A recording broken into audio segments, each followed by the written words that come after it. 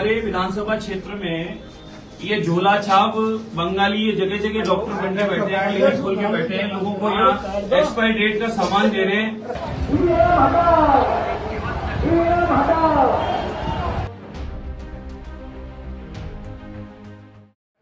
दोस्तों, Bombay high court ने Pune police को जमकर फटकार लगाई है। दरअसल पुणे पुलिस इन दिनों एक ऐसे फरमान निकाल रही है जो ना सिर्फ महान क्रांतिकारियों का अपमान है, मतलब जिन्होंने देश की आजादी में अपना सहयोग दिया, बल्कि अल्पसंख्यक विरोधी भी है। देखिए कोर्ट ने क्या कहा है ये आपको हम बताएंगे। एक और खबर बताएंगे, बीजेपी विधायक बाल मुकुंद अब मानसिक रूप से स्वस्थ नहीं लगते हैं। ये बात हम बहुत जिम्मेदारी से कह रहे हैं और क्यों कह रहे हैं आपको इस वीडियो में बताएंगे। मुसलमानों को प्रताड़ित करने के लिए वो ऐसी हरकत कर रहे हैं कि शर्म आती है कि ये विधायक है, ये बीजेपी से विधायक है। इसके अलावा दोस्तों, ईवीएम क्रांति महाराष्ट्र के नासिक पहुंच गई है। गजब की तस्वीर है, ऐसा जनसैलाब हम आपको दिखाएंगे कि आप भी कहिएगा कि अब ईवीएम पर कार्रवाई होना तय है। और दोस्तों, उत्तर प्रदेश पुलिस की एक करतूत भी हम दिखाएंगे कि एक व्यक्ति को ऐसा मुक्का उन्होंने मारा कि वो व्यक्ति खुद को फांसी पर लटका लिया है। चलिए शुरुआत करते हैं। सबसे पहले आप सभी का स्वागत है द लाइव टीवी में। मेरा नाम उदित तारन है। द लाइव टीवी, सच सबसे आगे।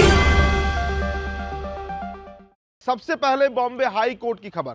बॉम्बे हाई कोर्ट ने पुणे पुलिस को हड़काया है। कोर्ट ने यह सवाल उठाया कि क्या 18वीं सदी में मैसूर के शासक यानी टीपू सुल्तान की जयंती मनाने पर रोक लगाने का फरमान किस बिना पर पुणे पुलिस ने दिया है। हाईकोर्ट ने पुणे ग्रामीण पुलिस को इस अवसर पर रैली निकालने की अनुमति से संबंधित याचिका पर निर्णय लेने का निर्देश दिया है और कोर्ट ने यह साफ किया है, स्पष्ट किया है कि कानून व्यवस्था का हवाला देकर आप किसी रैली को अनुमति नहीं देना यह संभव नहीं है, आप नहीं रोक सकते हैं। न्यायमूर्ति रेवती मोहित डेरे और न्यायमूर्ति एसजी डीगे की खंडपीठ ने एआईएमआईएम की पुणे इकाई के जो अध्यक्ष हैं यानी फयाज शेख, उनकी याचिका पर सुनवाई की गई है। याचिका में स्वतंत्रता सेनानी और महान शासक मैसूर के आपको जानते होंगे, सभी जानते हैं, टीपू सुल्तान, मौलाना आजाद और संविधान दिवस पर रैली निकालने की अनुमति देने का आग्रह किया गया था। आप सोचिए ये कितना बड़ा दुर्भाग्य है। याचिकाकर्ता ने कहा कि पुणे ग्रामीण पुलिस ने सार्वजनिक स्थान पर रैली की अनुमति देने से इनकार कर दिया और इसे निजी स्थान पर मनाने का सुझाव दिया है। मतलब इस देश में अब क्रांतिकारी जो थे मौलाना आजाद साहब, टीपू सुल्तान, उनके नाम पर हम रैली भी नहीं निकाल सकते हैं। और पुलिस ने क्या तर्क दिया? पुलिस ने तर्क दिया कि रैली से कानून व्यवस्था बिगड़ जाएगी, तो याचिकाकर्ता को मार्ग बदलने के लिए कहा गया। अब हाईकोर्ट ने कहा है कि पुलिस मार्ग तय कर सकती है अगर कोई आपत्तिजनक भाषा का इस्तेमाल होता है और या कानून और व्यवस्था की कोई समस्या होती है तो आवश्यक कार्रवाई की जा सकती है, ये पुलिस के हक में है। लेकिन रैली आप कैसे रोक दीजिएगा, यही सवाल हाईकोर्ट ने उठाया है और पुणे पुलिस से इसका जवाब मांगा है। चलिए अगली खबर आपको दिखाते हैं दोस्तों। अगली खबर जयपुर की है। देखिए जयपुर के जो विधायक हैं बाल मुकुंद, वो अब दिमागी रूप से मतलब मानसिक रूप से स्वस्थ नहीं लगते हैं, क्योंकि जिस तरीके से वो काम कर रहे हैं ये बहुत आपत्तिजनक है। कभी किसी मुस्लिम फल विक्रेता की दुकान पर पहुंच जाते हैं और रोज का इनका सिलसिला है। कभी इमामबाड़ा घुस जाते हैं, कहते हैं कि यहाँ राधे कृष्ण की मूर्ति थी, कभी मस्जिद घुस जाते हैं जूता पहनकर।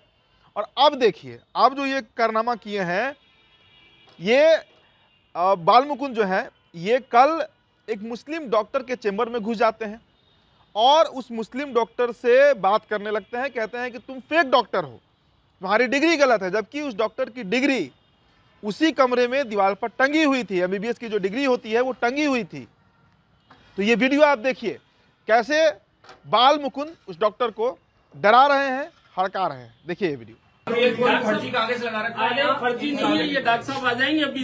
ये कागजों की हालत ये है, कागज भी गल गए पूरे। हाँ तो फिर वही तो मैं चमक क्यों रहा है? आपको कुछ कह रहे हैं? इनकी जांच हो रही है, आपको गाली बक दी, हम लोकेशन भेज रहे हैं भी आपको आज ही करो। ये 4-5 क्लिनिक है या नहीं। हमारे विधानसभा क्षेत्र में ये झोला छाप बंगाली ये जगह जगह डॉक्टर बनकर बैठे हैं, क्लिनिक खोल के बैठे हैं, लोगों को यहाँ एक्सपायरी डेट का सामान दे रहे हैं। कार्ड दे रहे इसको। इनकी सब जांच कराओ ना। आप देखो हालत ये हो रही है, पेशेंटों की लाइन लग रही है, इनके यहाँ ये मारेंगे किसी को। कौन है और ये पेशेंट? कह रहा है मैं डॉक्टर नहीं हूँ और हॉस्पिटल में बैठा था। वो तो आपको देखने के लिए आए हैं। अभी यहाँ पेशेंट आए हुए हैं। अरे वो मेरे बच्चे हैं। अपने कागज कहाँ से लिए ये? अरे ये मैं बुला लेता हूँ डॉक्टर साहब को भी। नीम्स डेंटल है, ये भी नीम्स का है, वो भी नीम्स का है। हाँ तो कहाँ है डॉक्टर साहब, कहाँ है? लो विधायक जी है ना, विधायक जी क्लिनिक पे आ गए हैं। बाबा मुकंचारी है।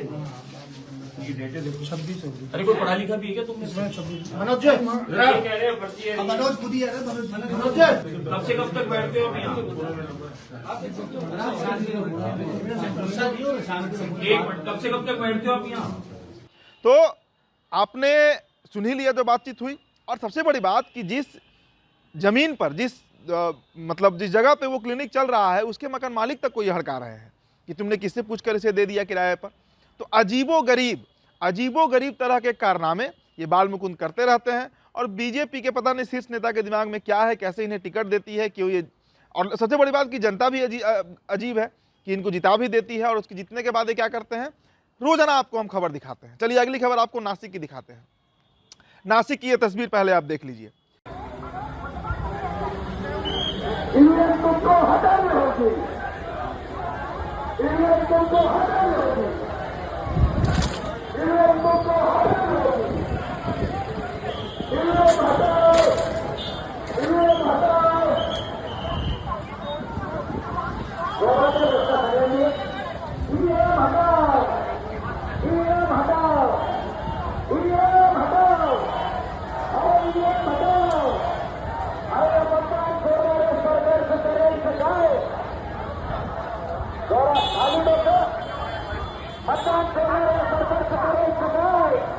ईवीएम के खिलाफ पूरा महाराष्ट्र उठ खड़ा हुआ है। ईवीएम के खिलाफ जो यात्रा है सोलापुर से अब यहाँ नासिक पहुंच गई है। तस्वीरें आप देख रहे हैं।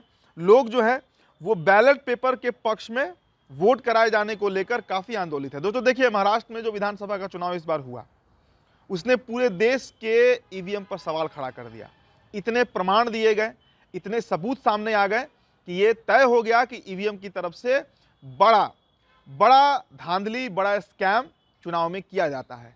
चुनाव कैसे जीता जाता है, कैसे हारा जाता है, ये ईवीएम तय करती है, वोटर्स नहीं तय करते हैं। और उसके बाद पूरे महाराष्ट्र में एक तरीके से कहिए तो आंदोलन से छिड़ गई। एक ऐसा आंदोलन जिसका अब रिपरकशन है कि ये भीड़ ये गवाह है कि अब महाराष्ट्र के बदौलत पूरे देश में हो सकता है, संभावित है कि बैलेट पेपर को लाया जाए।